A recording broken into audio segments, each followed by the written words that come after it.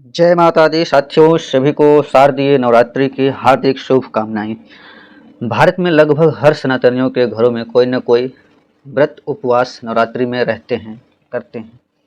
तो आज के वीडियो में नवरात्र के दिनों में अपने स्वास्थ्य को पेट हल्का रख के, कम खाकर और या उपवास करके कैसे अपने स्वास्थ्य को संवर्धित कर सकते हैं, इसी के बारे में जानकारी हम लोग जानेंगे आज। सभी से आग्रह है कि वीडियो को पूरा देखें ताकि कोई भी जानकारी आपसे वंचित न हो। तो आइए शुरू करते हैं। ऐसे तो साधारण अर्थ में उपवास का अर्थ देखा जाए तो उप और वास मतलब कि किसी के नज़दीक बैठना या रहना। तो वो किसी के नज़दीक कैसे जा सकते हैं? आपको एक तो शारीरिक मानसिक शुद्धता चाहिए। और किसके नज़दीक जाएंगे? जो आपसे थोड़ा सीनियर हो या आपसे बड़ा हो, उसके नज़दीक में, जहाँ से आपको मोटिवेशन मिले, जहाँ से आपको एनर्जी मिले, जहाँ से आपको सात्विकता का संचार हो आपके बॉडी में। तो ऐसा हमारे सनातन में माना गया है कि जो सबसे पवित्र चीज़ है वो है परमात्मा। उसी के अनुरूप हमें ढलना है, उसी के अनुरूप हमें बनना चाहिए। तो आइए देखते हैं कि उसकी क्या विधि विधान है आज के उसमें नवरात्र में, क्या क्या कैसे हम अपना स्वास्थ्य को बना सकते हैं। तो उसके बारे में आप थोड़ी जानकारी बढ़ाइए, इसको आप अपने डेली के दिनचर्या में भी शामिल कर लेते हैं, अपने जीवन का अंग बना लेते हैं, तो आपको ही फायदा होने वाला है। कई रोगों से आप बच सकते हैं। तो सबसे पहले पेट हल्का रखने का क्या लाभ हो सकता है वो देखेंगे। आवश्यकता से अधिक भोजन करने पर शरीर उस अतिरिक्त आहार को पचा नहीं पाता। इस असंयम और उदर शुद्धि के अभाव में आंतों में काफ़ी बड़ी मात्रा में संचित मल एकत्र हो जाता है। इससे पाचन क्रिया शिथिल पड़ जाती है और दूसरी यही मल विकार शरीर के दूसरे अंगों में चला जाता है तो किसी रोग के रूप में फूट निकलता है। चाहे पाचन प्रणाली कमज़ोर हो अथवा दूसरे रोग, स्वास्थ्य की खराबी का पहला कारण पेट ही होता है। तो ये बहुत सारे बीमारियों का घर बन जाता है जब हम अधिक भोजन कर लेते हैं। उससे क्या होता है, कीटाणु जन्म लेते हैं जो जो हमारे आंतों में या पेट में कहीं पे जम गया कुछ भी या जमा हो गया कुछ मल, तो उससे कीटाणु होते हैं। यही कीटाणु जब उन घावों से होकर मांस या रुधिर संचार के मार्ग में पहुंच जाते हैं तो वह सारे शरीर का दौरा करते हुए जहां अनुकूल स्थिति देखते हैं वहीं अपना अड्डा जमा लेते हैं। यह स्थल प्रायः शरीर के मर्म स्थल होते हैं जहां खून के कीटाणु बड़े हल्के होते हैं और इन जीवाणुओं को परास्त कर रोगाणु के कीटाणु जहां अपना अड्डा जमा लेते हैं वहीं किसी बीमारी के लक्षण दिखाई देने लगते हैं। जब हमारा इम्यून सिस्टम कमज़ोर हो जाएगा तो जो कीटाणु है वो अपना अड्डा जमा लेंगे कहीं पे। इससे स्नाविक दुर्बलता, पेड़ू के विभिन्न रोग उठ खड़े होते हैं। कोष्ठबद्धता यानी कि जो कब्ज हो जाता है, मूत्राशय का सूजन, ये सब बहुत सारे बीमारियां हैं जैसे कि मधुमेह है, अकाल वार्धक्य, संधिवात, मधुमेह, दृष्टिहीनता, बहरापन, आंत्रपुच्छ, बवासीर, प्रदाह, अंतड़ी का घाव, आंत के घाव आदि बहुत सारे ये बीमारियां होने लगती है। इसी कारण से पाचन संस्थान की तरह तरह की विकृतियों से बचने के लिए भूख से कम भोजन करना नितांत आवश्यक है। इससे जहां पाचन तंत्र पर अनावश्यक अतिरिक्त दबाव नहीं पड़ता वहीं शरीर में स्फूर्ति और चेतनता भी बनी रहती है। अब तो वैज्ञानिक शोधों से भी यह निष्कर्ष पर पहुंचा जाने लगा है कि मिताहार दीर्घ जीवन के लिए आवश्यक है। शिकागो में आहार की कमी और बेसी के संबंध में चूहों पर प्रयोग चले। Professor AJ. कालेमन और फ्रेडरिक होलजेल ने अपने प्रयोग के आधे चूहों को हर दिन बिना नागा भोजन दिया और आधे चूहों को एक दिन उपवास के क्रम में खाना दिया।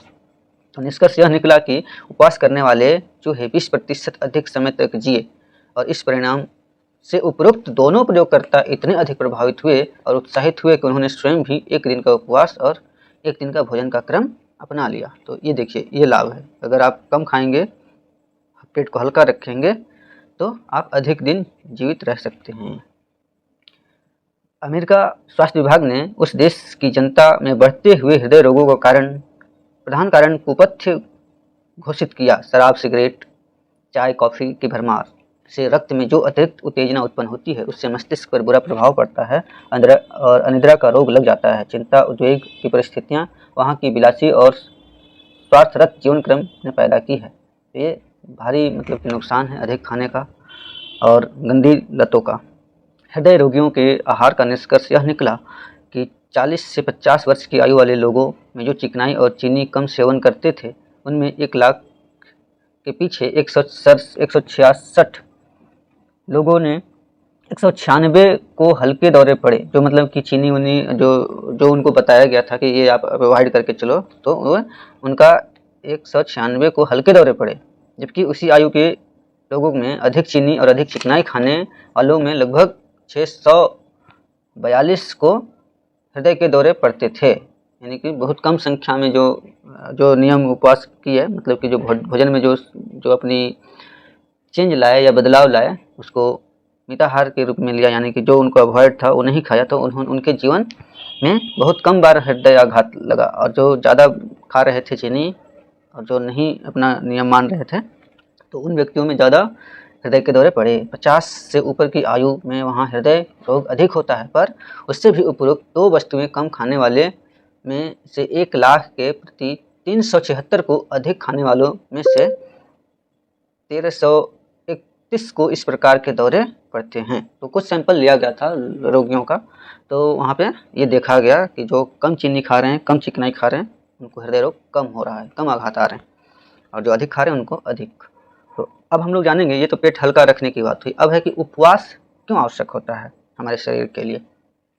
उपवास भी पाचन तंत्र को सुव्यवस्थित और सुचारू बनाए रखने में बड़ा सहयोगी होता है।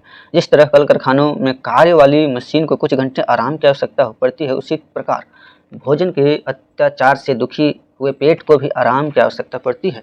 इस विषय में जानवर अधिक समझदार दिखलाई देते हैं, क्योंकि देखा जाता है कि जब जानवर अपना उपवास करता है तो कितना भी प्रयत्न किया जाए वह भोजन नहीं करता। उपवास से आंतरिक शुद्धि एवं आंतों की सफाई होती है।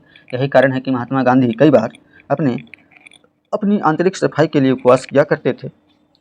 मनुष्य को भी बीमारी एवं आंतरिक सफाई के लिए उपवास रामबाण औषधि है, वो अपनाना चाहिए लोगों को। हर धार्मिक ग्रंथ में उपवास के लिए लिखा गया है। जैन संप्रदाय में उपवास के लिए पर्युषण, हिंदुओं में अमावस्या, एकादशी, पूर्णिमा व्रत आदि, और मुसलमानों में रोजा इसके उदाहरण हैं।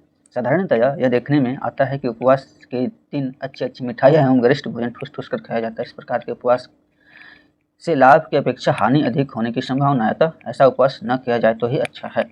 उपवास को विधि पूर्वक करने से ही स्वास्थ्य लाभ मिलता है। आज के जीवन में बढ़ते हुए वैद्य, डॉक्टर, हकीमों की संख्या इस बात का प्रमाण देती है कि हमारी जीवन प्रणाली में कोई भयंकर भूल तो हो रही है। बहुत सी बीमारियां आवश्यकता से अधिक भोजन का ही परिणाम है। तो ये आम बात हो गई है लोगों में बीमार पड़ना। तो अब जानते हैं कि उपवास का क्या विधि विधान होना चाहिए। उपवास का अर्थ है पेट को आराम दिया जाए और भोजन का पूर्णतः त्याग किया जाए। उपवास करते समय ध्यान रखना चाहिए कि बद परहेजी न हो, और उपवास करने से पहले दिन संध्या समय भोजन न करके केवल फल को लेना चाहिए। उबली हुई तरकारियां, हरी सब्जी जैसी गाजर, मूली, टमाटर आदि ली जा सकती है। जब उपवास आपको शुरू करना है तब पहले का ये दिनचर्या अपनाना चाहिए। एक दिन पहले उपवास के दिन प्रातः काफ़ी मात्रा में जल पीकर टहलना चाहिए। अगर आवश्यकता हो तो एनीमा भी लिया जा सकता है। एनीमा नेचुरोपैथी में दिया जाता है, उसका भी आप लाभ ले सकते हैं। दिन भर पानी पीना चाहिए। यदि कमजोरी मालूम पड़े तो नींबू और शहद का पानी लिया जा सकता है। उपवास के दिन कठिन परिश्रम नहीं करना चाहिए, जहाँ तक संभव हो आराम करना चाहिए। उपवास के दूसरे दिन हल्का एवं सुपाच्य भोजन करना चाहिए, जैसे फल, सादा भोजन, दूध, दलिया, खिचड़ी इत्यादि ली जा सकती है। बीमारी में उपवास का अधिक महत्व बढ़ जाता है, क्योंकि सब रोगों की जड़ पेट है, और जब तक उसे साफ न किया जाए तब तक शरीर की किसी भी बीमारी को दूर नहीं किया जा सकता है। अतः पेट की सफाई व मन की शांति के लिए लंबा उपवास आवश्यक है। अब लाभ, उपवास के लाभ। हमारा शरीर 2 कार्य करता है, पहला पाचन और दूसरा निष्कासन। इसी तरह भोजन भी हमारे पेट में 3 कार्य करता है। पहला शारीरिक मेहनत के समय जो कोष सेल टूट जाते हैं उसकी मरम्मत करता है। दूसरा जीवन सत्ता बनाए रखने के लिए जीवनदायिनी शक्ति प्रदान करता है। और तीसरा खाद्य पदार्थों के जलने से शरीर को गर्मी प्रदान करता है। भोजन से रस बनते हैं और रसों से रक्त बनता है। रक्त से हमें शक्ति और पुष्टि मिलती है। सभी भोजन रस और रक्त के रूप में परिवर्तित नहीं होता, उसमें से बहुत सा निष्क्रिय अंश मल के रूप में शरीर से बाहर निकलता है। साधारण अवस्था में दोनों क्रियाएं, पाचन व निष्कासन, नियमित रूप से बिना बाधा के होती रहती है, किंतु उपवास के समय में भोजन न करने के कारण शरीर के पाचन का कार्य बंद हो जाता है और केवल निष्कासन का कार्य चलता है। अतः शरीर अपनी पूरी शक्ति के साथ उस कार्य में जुट जाता है और पेट का विकार निष्कासन की क्रिया से निकल जाता है। तो ये उपवास का बहुत बड़ा लाभ है। अपने शारीरिक स्थिति के अनुसार ही लंबे आंशिक उपवास लाभदायक होते हैं। उपवास भंग के समय भी पर्याप्त सावधानी रखनी चाहिए। उतावला या जल्दबाजी नहीं करना चाहिए, इससे अहितकर प्रभाव पड़ सकते हैं। इसलिए उपवास के लिए सबसे पहले किसी जानकार व्यक्ति से पूरी सलाह लेकर ही इसका उपयोग करना चाहिए। पर 1-2 दिन के सरल उपवास, 1 प्रहर के आंशिक उपवासों का लाभ सभी लोगों ने आसानी से प्राप्त कर सकते हैं। यानी कि आपको अगर लंबा उपवास नहीं करना चाहते हैं, आपको सूट नहीं करता है, तो आप आंशिक और अल्पकाल का उपवास, जैसे कि 1 टाइम का भोजन, रात का भोजन, ऐसे करके आप कर सकते हो। उससे भी आपको बहुत लाभ मिलेगा। भारतीय धार्मिक प्रथाओं में व्रत उपवास को बहुत महत्व दिया गया है। तो ये कभी न कभी कोई विशेष पर्वों पर कोई न कोई उपवास करते रहते हैं। हमारे माताएं बहनें तो बहुत ज़्यादा इसका लाभ लेती हैं, तो उनसे हमें सीखना चाहिए।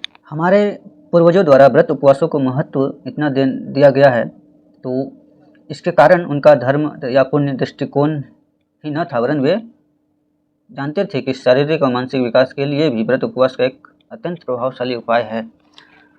एकादशी व्रत का विधान बताते हुए उसके लाभों का वर्णन इस प्रकार किया गया है। मातेव सर्वबलानां औषधं रोगिणामिव रक्षार्थं सर्वलोकानां निर्मित एकादशी तिथि। अर्थात एकादशी का निर्माण बालकों के लिए माता के समान, रोगियों के लिए औषधि की तरह हितकारी, और यह सब लोगों की रक्षा करने वाली है। तो कोई भी जो सनातन में परंपरा है या करने का विधान है, वो पूरी तरह से साइंटिफिक होता है। कोई भी चीज़ ऐसे ही नहीं बोला गया है, ऐसे ही नहीं कराया जाता है। बिल्कुल उसका साइंटिफिक पक्ष है, उसका वैज्ञानिक आयाम है। आप उसको अगर सही से किसी जानकार लोगों से पूछेंगे तो आपको पूरी तरह से बताएंगे कि ये क्यों किया जाता है। सभी चीज़ों के पीछे बहुत सारी वैज्ञानिकता लगती है, बनी हुई है। भले हम आज जानकारी के अभाव में उसे महत्व न दें, लेकिन ऐसा हमें नहीं करना चाहिए। आप जानकारी लीजिए, फिर उसके नियमों को मानिए, समझिए। फिर आपको लगता है कि हमें नहीं मानना है, मत मानिए, लेकिन जानकारी पूरी रखिए क्यों किया जाता है, कैसे किया जाता है। यूँ ही किसी के बहकावे में आकर अपनी संस्कृति सभ्यता को भुलाना नहीं चाहिए। आइए देखते हैं आगे। यह सोचना बिल्कुल भ्रमपूर्ण है कि हम जितना बढ़िया और अधिक भोजन करेंगे वह हमें उतना ही ताकतवर और तंदुरुस्त बनाएगा।